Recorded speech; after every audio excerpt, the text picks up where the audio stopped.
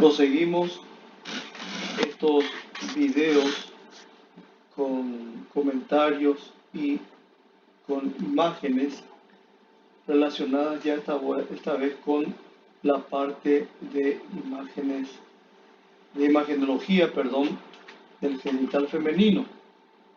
Entre estas, una de las pruebas de mayor solicitud y de mayor utilidad, probablemente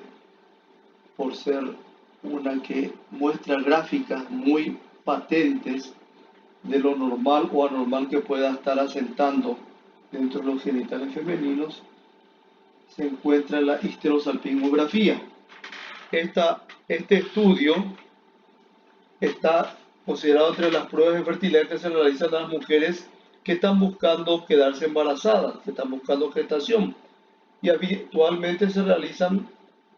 como una prueba bastante reducida en sus aplicaciones de solicitud y que por otro lado genera dudas y preocupaciones en las pacientes que inician un tratamiento de fertilidad. ¿En qué consiste la histerosalpingografía? Este estudio, también llamado uterosalpingografía, es una radiografía del útero y las trompas de falopio, que se incluyen dentro de las pruebas de fertilidad femenina, entre otros motivos de solicitud de este estudio. Permite comprobar mediante un examen de rayos X el estado y nivel de permeabilidad de las trompas de falopio y las características internas de la cavidad uterina para descartar anomalías en el proceso de la fecundación o que puedan directamente interferir con el fenómeno de la fecundación. La histerosalpingografía es un proceso relativamente sencillo y rápido que dura por lo general alrededor de 30 minutos. Antes de realizarla, el médico puede recetar unos antibióticos para tomar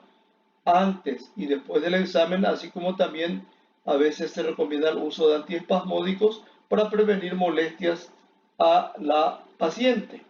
El mejor momento para realizar el examen es entre el 7º y el 8º día a partir del día 1 del sangrado del periodo menstrual, para asegurarse que no se encuentra embarazada, ya que se presume siempre que la ovulación ocurre hacia el día 14 del ciclo menstrual, y por otro lado también con el tiempo transcurrido desde el inicio del sangrado, ya está prácticamente desaparecido o reducido a muy escasa pérdida, que no incomoda ya específicamente a lo que se relaciona a los cuidados de la paciente en lo relacionado específicamente con la vergüenza, por un lado. El día de la prueba es posible que el médico administre a la paciente medicamentos que pueden ayudar a relajarla cuando se la nota exageradamente tensa y preocupada por el estudio al que va a ser sometido. La histerosalpingografía se realiza en la sala de radiología, la paciente en decúbito dorsal, colocando los pies en los estribos de forma similar a un examen ginecológico estándar. El médico introduce un instrumento llamado espéculo por la vagina con el fin de dilatar, de abrir esta hasta el punto mínimo necesario para la visualización del cuello uterino. Después de una higiene vagino-cervical, se coloca un instrumental tubular muy delgado, sin punta, y cuyo extremo distal, está cubierto normalmente por un cono que habitual y siempre casi es de goma, de manera a preservar los cuidados relacionados con la mucosa del cuello uterino, y por otro lado de una forma cónica que se ajusta exactamente a los contornos del orificio cervical externo, y a través de ese instrumental tubular y en el extremo externo del mismo se coloca la jeringa por la cual se va a ir introduciendo el medio de contraste. Este tinte llenará el útero y las trompas de falopio para permitir que estas áreas sean más fáciles de ver en las radiografías. También los equipos radiológicos de generaciones muy nuevas, digamos más modernas, cuentan con la posibilidad de la ampliación o magnificación de las imágenes, lo cual facilita enormemente la visualización de detalles que a lo mejor en imágenes de dimensiones, digamos, normales de las estructuras ginecológicas podrían pasar desapercibidas. Así que habitualmente se trabaja con el mecanismo de ampliación, de magnificación de las imágenes, de manera que no queden dudas acerca de la presencia o no de algunos detalles anormales en las estructuras que corresponden al útero y a las trompas. Cuando el medio de contraste ha opacificado el interior de la cavidad uterina y de las trompas, detalles estos observados por un mecanismo de rayos X que el equipo nos brinda como auxiliar indispensable, que es la fluoroscopía. Entonces permite este mecanismo de la fluoroscopía observar la anatomía y las condiciones del útero y las trompas de Falopio. Al finalizar el procedimiento, se retira la cánula colocada en el orificio externo del cuello y el espéculo y cualquier otro instrumental que haya podido ser introducido para facilitar el mecanismo de estudio, como generalmente se utiliza también una pinza erina o una pinza de cuello, como se la conoce también habitualmente, de manera a que se pueda dejar en forma bastante segura la posición del cuello uterino y facilitar de esta manera la colocación de la cánula a través de la cual vamos a ir introduciendo el medio de contraste. ¿Para qué sirve la histerosalpingografía? Esta prueba permite conocer si existen obstrucciones en las trompas de Falopio u otros problemas que comprometan a la cavidad del útero y que dificultan para que la mujer inicie una gestación. Habitualmente este examen se hace dentro de las pruebas de infertilidad para descubrir si existen o no algunas anomalías dentro de las estructuras anatómicas mencionadas, entre otras motivaciones que justifiquen este tipo de estudio. Entre las causales más frecuentes de la solicitud de la histerosalpingografía tenemos la presunción de una obstrucción de las trompas de Falopio, una uniobilateral, el antecedente de ligadura de trompas para certificar la efectividad de este procedimiento quirúrgico, también para ver el desarrollo de las estructuras del útero y de las trompas de Falopio en cuanto a su proceso de formación anatómica, ya que puede ser asiento de algunas anomalías congénitas en su configuración anatómica. Ver la posibilidad de la presencia de tejido cicatrizal o adherencias en el interior del útero o de las trompas que estén, digamos,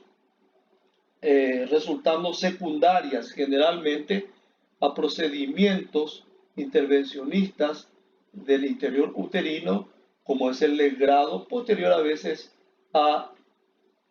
pérdidas o a interrupción de embarazos totalmente, digamos, inesperados, o en el eventual caso también de que la interrupción del embarazo haya sido tomada de una forma intencional, pero realizada por manos poco experimentadas para la realización de este procedimiento de eliminación completa de las estructuras que corresponden al interior uterino y que pudieran haber estado relacionadas con el embrión en sus etapas incipientes y que pueden acarrear como secuelas entonces la presencia de procesos cicatrizales adherenciales que comprometan la cavidad uterina. También es motivo de solicitud de la histerosalpingografía la presunción o la confirmación de tumores, pólipos o nódulos miomatosos que comprometan a la estructura uterina o directamente también la presencia de cuerpos extraños en el interior de la cavidad. La histerosalpingografía puede ocasionar algún tipo de molestias a la paciente en lo relacionado a la colocación del espéculo, que actúa directamente como un cuerpo extraño intravaginal, y más todavía que esa posibilidad de molestia de la colocación pueda ir aumentándose con el proceso de apertura de las dos valvas o paletas de que consta el espéculo en la medida que se va procediendo a la apertura vaginal hasta el extremo de permitir la visualización, decíamos inicialmente, del cuello uterino. En cualquier caso, es un dolor soportable que siempre que se respeten las molestias propias que pueda referir la paciente y pueda tomarse el tiempo o dársele el tiempo de recuperación, que no tarda mucho tampoco, puede permanecer entonces a veces una molestia también residual posterior a la terminación ya del procedimiento y que tienen que ver con la colocación de los instrumentales y de la introducción del medio de contraste al interior uterino que ya habíamos comentado. ¿Qué efectos secundarios puede tener este procedimiento? Además de las pequeñas molestias que pueden durar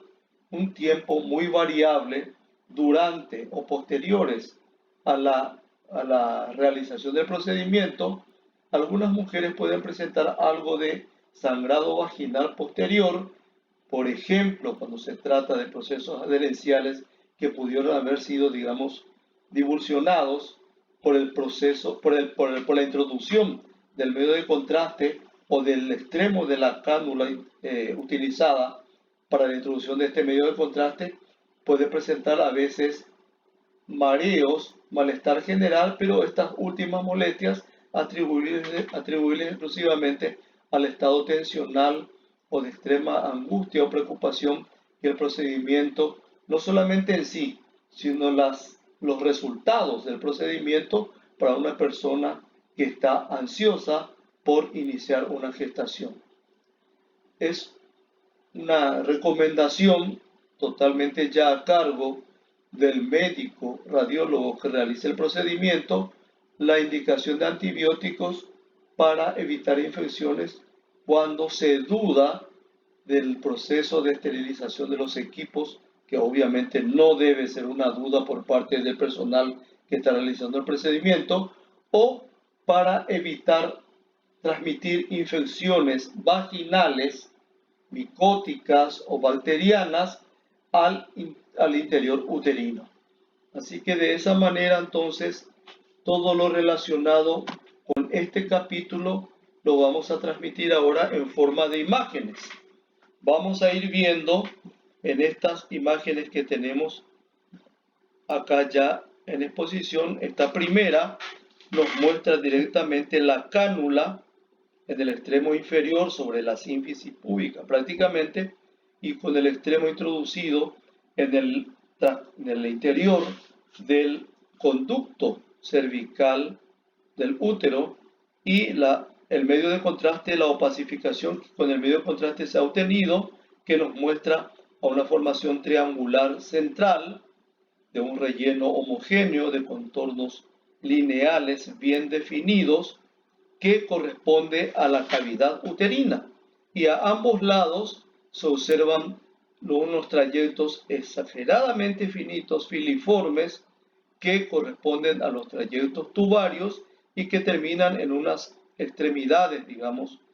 lateroexternas de mayor amplitud, que corresponde a la región de las fimbrias. Estas fimbrias obviamente deben tener sus valvas, digamos, separadas entre sí, sin procesos adherenciales, de manera que el medio de contraste que ha llenado inicialmente el interior de la cavidad uterina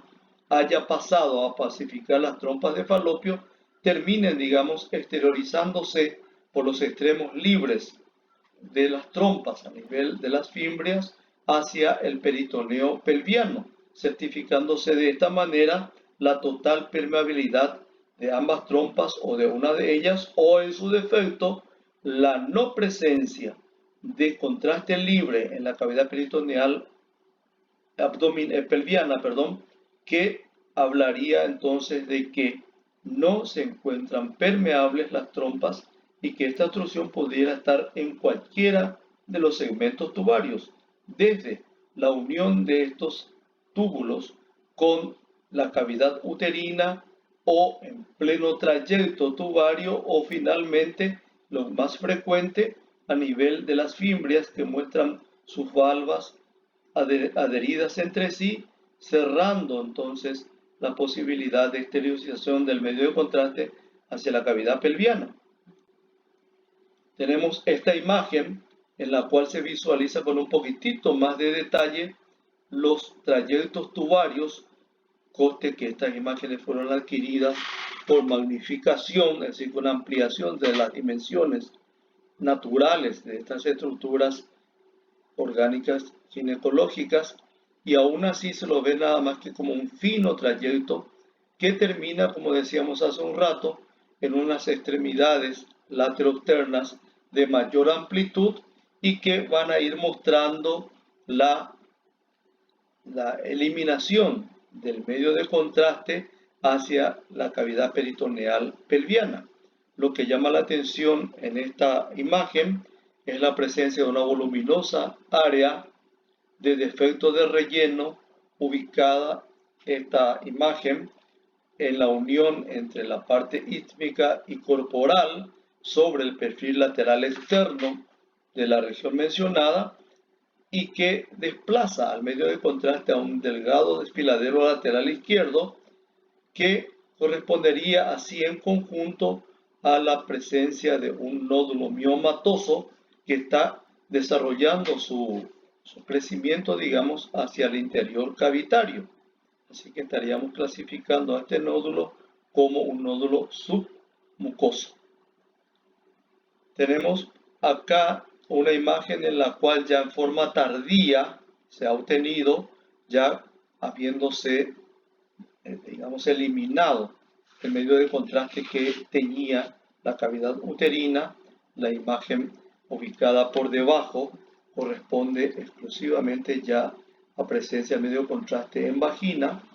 y que lo que nos muestra también es el vaciado completo de la trompa del lado derecho, pero ya sin evidencias de la salida, digamos, del medio de contraste hacia la cavidad peritoneal pelviana de este lado, lo cual hablaría de un proceso obstructivo de esta trompa. Y en el otro lado, ese proceso obstructivo se hace más patente porque en el extremo distal, lateroexterno de la trompa, vemos una voluminosa formación saccular polilobulada que corresponde al medio de contraste que está opacificando el extremo de esta trompa, totalmente ocluida por un proceso adherencial que compromete a las fimbrias. Así que por ninguna de las dos trompas se puede evidenciar la exteriorización del medio de contraste hacia el peritoneo pelviano. Acá le tenemos a estas imágenes en las que estamos viendo a una cavidad uterina que ha perdido su configuración anatómica triangular clásica por una depresión profunda que muestra a nivel de su perfil superior del fondo uterino y que correspondería en este caso por la regularidad y simetría de esta imagen que estamos observando en la parte superior a una fusión, digamos, incompleta de los conductos mullerianos que tuvieron que haberse fusionado en su totalidad para dibujarnos esa cavidad triangular única, y en donde persiste como un tabique incompleto que separa a las partes superoxternas de la cavidad en dos compartimientos lateralizados. La parte tubaria no tiene inconvenientes en hacer cada una de ellas de las prolongaciones laterales que hemos mencionado, y vemos también la presencia de contraste libre, que es esta imagen irregular en forma nebulosa que corresponde al contraste exteriorizado por las trompas y ocupando la excavación pelviana peritoneal. En este caso tenemos una imagen del triángulo cavitario formado, muy lateralizado hacia la parte derecha de la excavación pelviana, sin que esta lateralización configure una anomalía, sino nada más que una variedad posicional del útero. Lo estamos viendo además con el conducto isquio cervical permeable directamente hasta el punto en el cual está ubicado el extremo de la cánula por la cual hemos introducido el medio de contraste. Lo que llama la atención aquí a nivel cavitario es esta franja radiolúcida que vemos sobre el perfil lateral derecho de la cavidad y correspondería por su forma a un proceso sinequial, a un proceso adherencial cavitario que no compromete en grado muy importante la amplitud cavitaria del útero. Vemos por otro lado la ausencia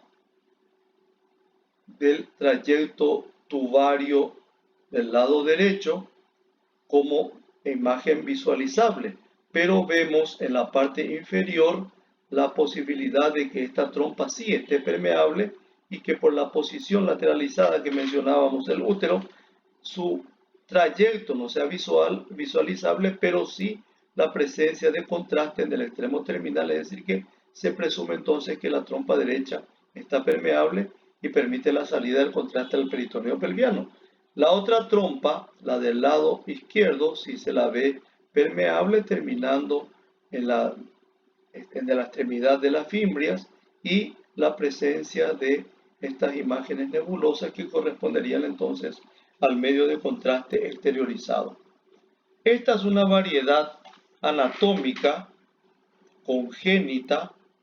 que conocemos como útero bicorne, como configurada por dos cuernos, los vemos acá, pero con ambos cuernos unificados a nivel del istmo y con un solo conducto cervical que se exterioriza por el orificio externo del cuello y a través del cual, con la colocación de la cánula a ese nivel, se ha podido introducir el medio de contraste para opacificar esta variante anatómica. Vemos como un aumento, digamos así,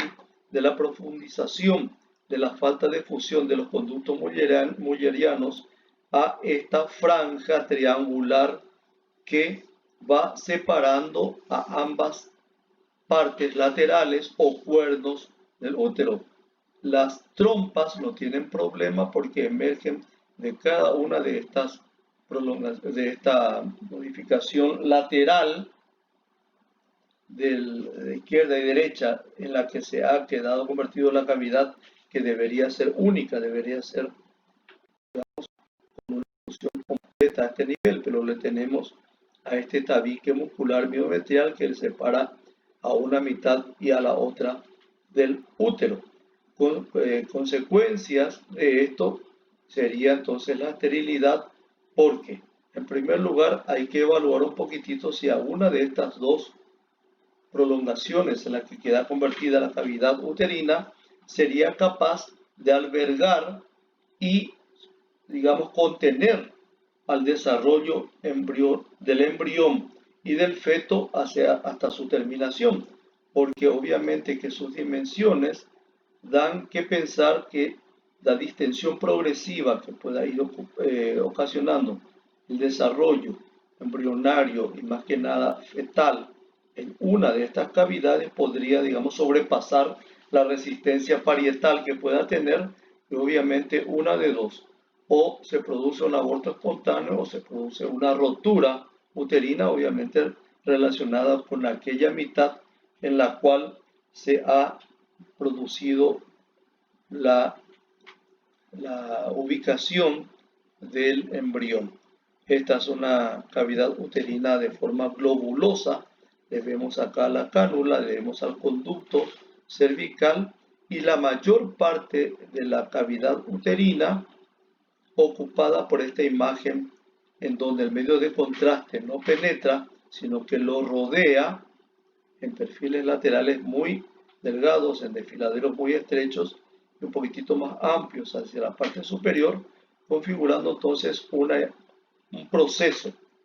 que por las características de contornos muy bien definidos, curvos, sin irregularidades, podría presumirse que se trata de un nódulo miomatoso. En este caso, obviamente que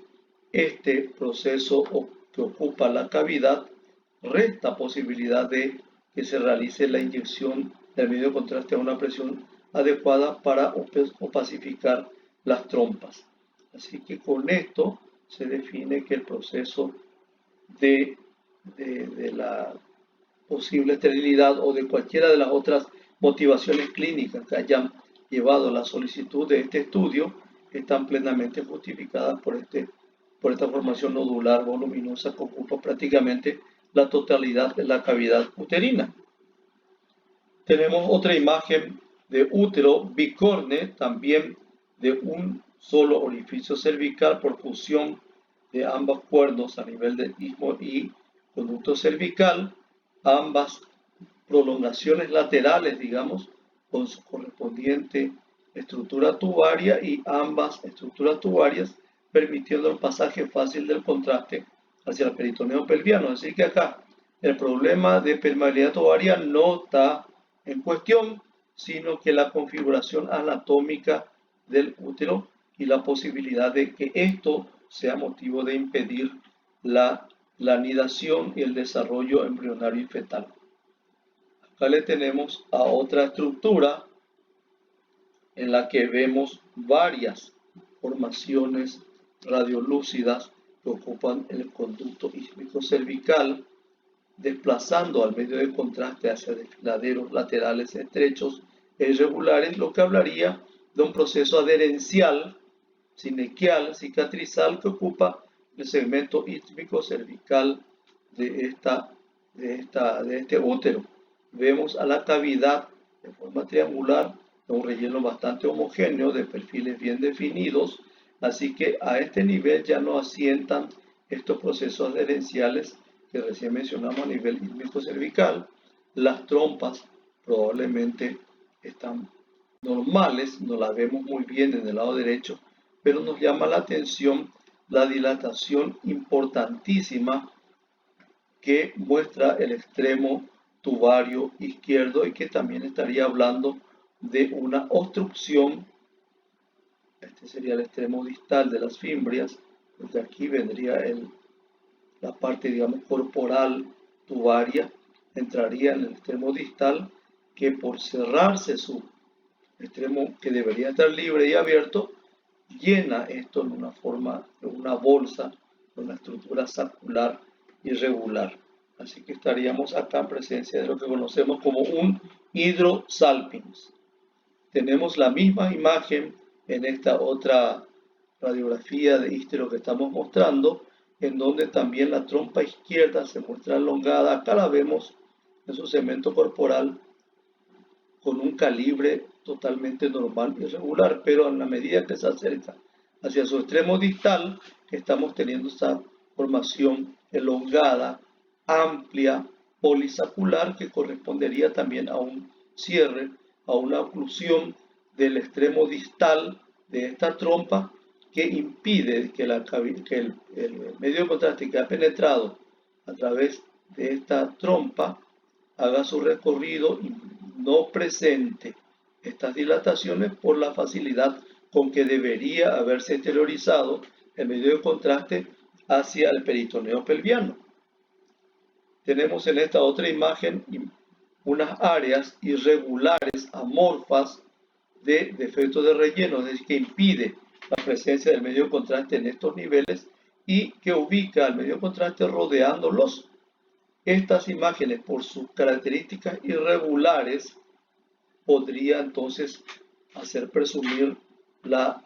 posibilidad de procesos adherenciales, de procesos cicatrizales que conocemos como sinequias. Otra imagen, pero un poquitito diferente de las que recién habíamos visto en lo relacionado al útero bicorne. ¿Por qué? Porque aquí no tenemos un conducto ísmico cervical único, es decir, que a nivel del extremo libre del cuello visualizable a través de la vagina, con la apertura vaginal que hemos realizado con el espéculo, vamos a encontrar dos orificios que debemos cateterizarlos de forma separada para estudiar los, los siguientes compartimientos en los que va convirtiéndose cada uno de estos conductos. Así que tenemos aquí a dos defectos de fusión de estructuras mollerianas, pero que en ninguna parte de su trayecto ha tenido la posibilidad de fusionarse, ni a nivel ítmico, como veíamos en las bicornes, ni mucho menos a nivel cervical. A esta variedad la podemos llamar como útero didelfo de doble cuernos, digamos así, de doble compartimientos cavitarios, o también bicorne por la presencia de dos cuernos, pero no unificados en una sola estructura cervical, así que sería un útero bicorne y bicollis, es decir, con dos estructuras o conductos cervicales independientes el uno del otro. Tenemos la misma imagen, tampoco tenemos una fusión a nivel inferior ítmico-cervical de una prolongación corporal lateral y de la otra, y la independencia completa de uno y de otro compartimiento, digamos, cavitario derecho e izquierdo, lo cual también va con el diagnóstico de útero didelfo o bicorne de doble bicollis, doble cuello. Tenemos además aquí la posibilidad de ver las trompas y la exteriorización del medio de contraste a través de las mismas, así que trompas sin problema. El problema principal radica en la configuración anatómica del cuello de este útero. Tenemos acá en contrapartida nuevamente a un útero bicorne, pero con una unificación a nivel ítmico cervical, es decir que tenemos un solo orificio externo a nivel del cuello visualizable a través de vagina, en el cual vamos a colocar el extremo de la cánula, y a través de eso vamos a poder opacificar en forma simultánea ambas prolongaciones laterales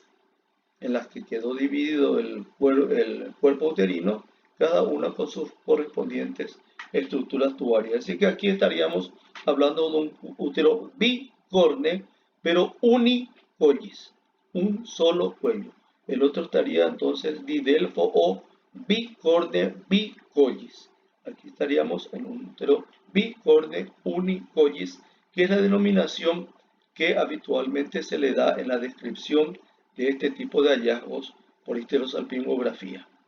Tenemos nuevamente a una cavidad uterina de configuración anatómica triangular normal, trompas permeables,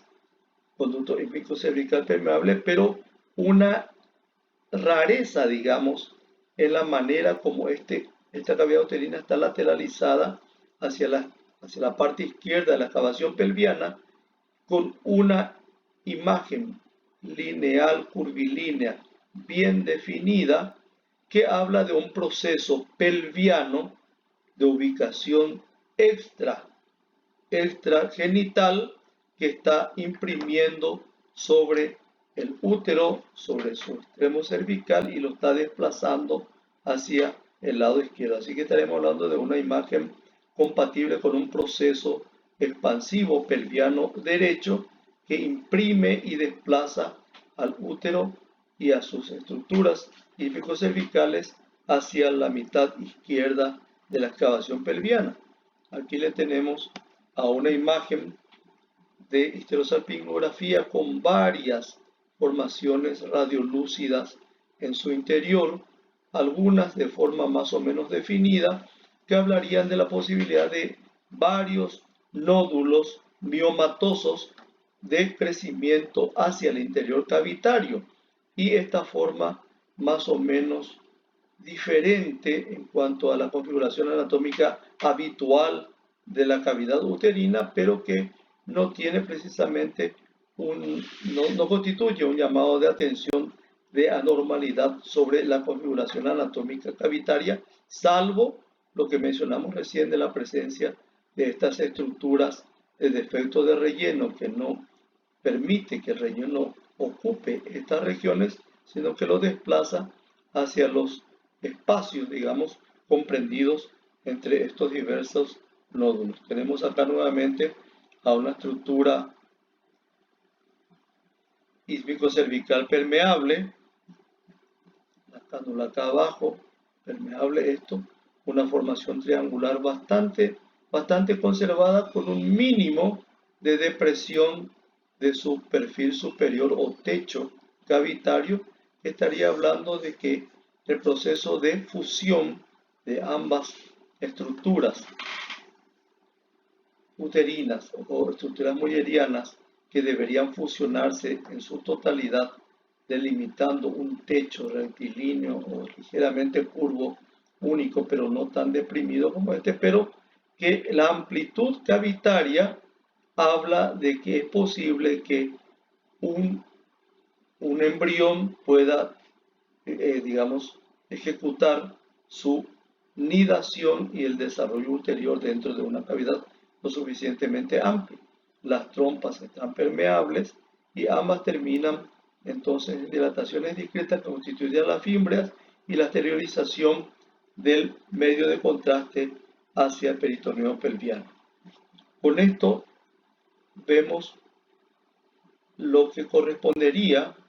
a las imágenes de histerosalpingografía y las patologías que con más frecuencia se encuentran con este estudio, ya por una presunción clínica, por un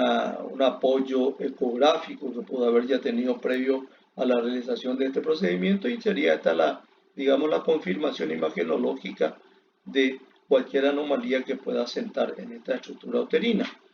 En esta imagen vemos a una serie de gráficas en los cuales se nos muestran las diferentes modalidades de configuración anatómica del útero. En esta primera prácticamente no vemos a la estructura cavitaria,